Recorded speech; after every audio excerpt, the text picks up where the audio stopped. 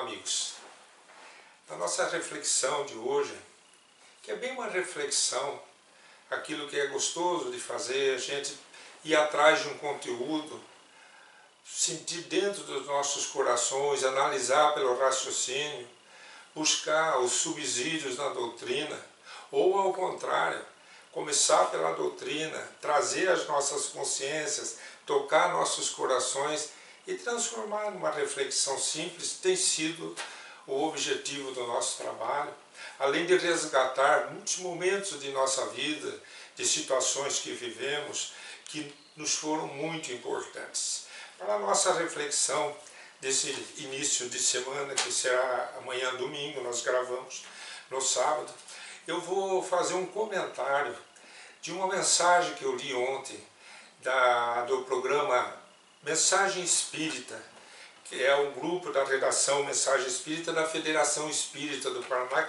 que há muitos anos eles têm esse trabalho em áudio, em mensagens escritas que eles transmitem via e-mail e via WhatsApp, os áudios que eles transmitem em CD, maravilhosos, que são divulgados em muitas cidades, mas muitas cidades do Paraná, às vezes até de outros estados, eu acredito, pelo teor das mensagens, muito bem elaborado por esse grupo da redação do Mensagem Espírita da Federação Espírita do Paraná. E ontem, dia 8 de janeiro de 2021, eles fizeram uma mensagem sobre uma reportagem que foi vinculada na Rede Globo em 2012, sobre a história de um menino servente de pedreiro, que me sensibilizou muito. Da mesma forma que essa mensagem me sensibilizou, eu vou transformar numa reflexão para que possa também alcançar os corações com a reflexão, os raciocínios de todos vocês que nos têm acompanhado. Ela intitulou, a responsável pela mensagem, a mensagem como sendo Saudades de um Piano, e narra a história desse programa da Globo. Está lá, vocês encontram no G1, globo.com, do Espírito Santo, de Vitória do Espírito Santo, do dia 3 de outubro, data de nascimento de Kardec, de 2012. Então esse programa foi vinculado ao ar há 8 anos atrás. Então o que nós ouvimos? O que é a história que é narrada ali? De um jovem servente de pedreiro que tinha fascinação pelo som de piano. Ele tinha 19 anos de idade, trabalhava num prédio, carregando os carrinhos de cimento mesmo, fazendo toda a preparação para o pedreiro levantar as reformas que ali fazia.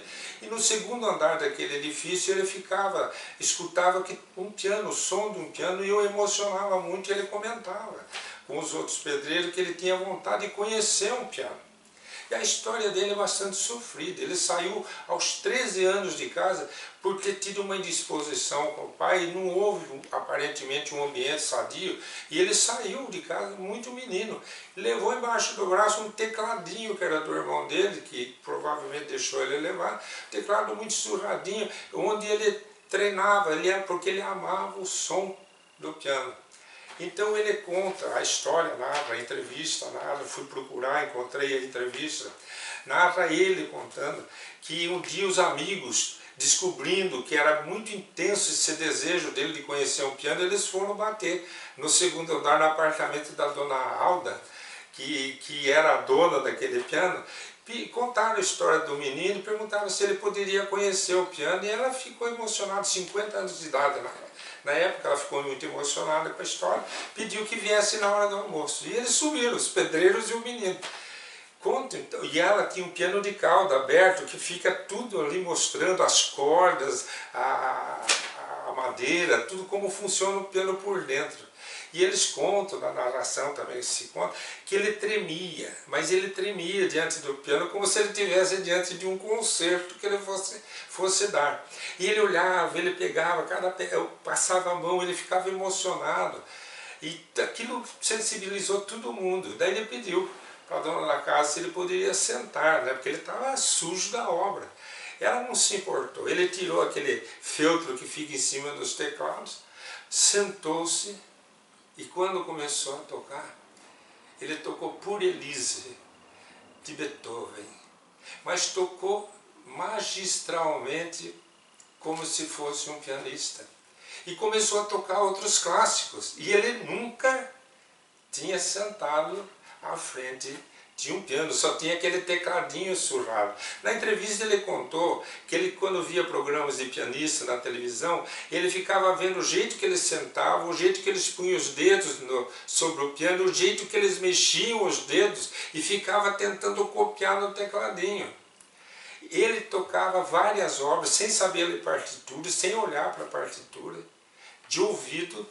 Ele tocava por ver na televisão, como se já fosse uma pessoa experiente, um pianista experiente. E aquilo foi muito emocionante. Aquela reportagem sensibilizou toda a comunidade de Vitória, do Espírito Santo, provavelmente todo o estado. E nesse divulgar dessa notícia, ele acabou ganhando uma bolsa de estudo de piano da Faculdade de Música da Universidade do Espírito Santo, do curso de música. E acabou no mês seguinte, você veja bem, isso foi em outubro, a reportagem foi em 3 de outubro de 2012. No dia 11 de novembro, ou 9 de novembro, ele estava dando o primeiro concerto dele público, já com obras clássicas, sendo que ainda não aprendera a ler partitura, mas segundo as professores da faculdade, que ele não teve dificuldade nenhuma para aprender. Então foi muito emocionante. E a responsável pela edição da redação do Mensagem Espírita, do Momento Espírita, ela faz um comentário sobre os dons natos, né? O espírito que nasce com aquela aptidão, de onde que ele traz, e aventando então a possibilidade de uma evidência da reencarnação. Mas o que nós gostaríamos de refletir aqui é olhar para essa criatura como devemos olhar para nós, com os dons adquiridos em vidas pregressas. Nós não vamos debater aqui a reencarnação, mas a presença das leis de Deus em nossas vidas é muito importante para todos nós. No dia de hoje, sentirmos a presença de Deus nas nossas vidas, porque nós temos o hábito, não sei se é bom ou se ruim, de dizermos graças a Deus quando nada acontece, quando a prova não veio, quando a expiação não chegou, quando a dor não nos encontrou. Então a gente diz graças a Deus. Mas quando a dor chega, quando a redenção nos convida a nos recapitulando com as leis de vida, a retornarmos para a casa paterna, nós não vamos dar graças a Deus. Nós não vamos sentir a presença de Deus nas dificuldades da vida. Nós não vamos sentir a presença de Deus nas horas mais difíceis da vida. Se nós estamos num educandário de Deus, onde Jesus é o nosso governador, Deus estará em todos os momentos de nossas vidas. Então, se caímos, sofremos um acidente, se nos machucamos, se alguém perto de nós parte, Deus não estará presente. Então, é dever nosso, como cristãos, como espírita, como quem crê na imortalidade da alma, não só sentirmos a presença de Deus, mas o amor de Deus por nós. Então, quando nós vemos esta história desse menino que tem o dom do pianista, chegar diante de um piano, mas hoje é um servente de pedreiro, nós sentimos o amor divino, olhando para o filho e diz assim: filho, você já foi o pianista, mas eu quero que você seja um homem chamado bondade, caridade. Eu quero que você acenda a sua luz. Então você volte à terra. Vamos aprender a humildade, vamos aprender o valor da fraternidade, vamos aprender o sentimento da humanidade. Leva contigo tua aptidão. Lembra do teu piano. Saudades do piano, saudades daquela vida. Mas nunca se esqueça de mim, que cuido de você, que estou dando essa oportunidade, essa continuidade para a tua evolução. Guardemos essa reflexão. Deus é amor.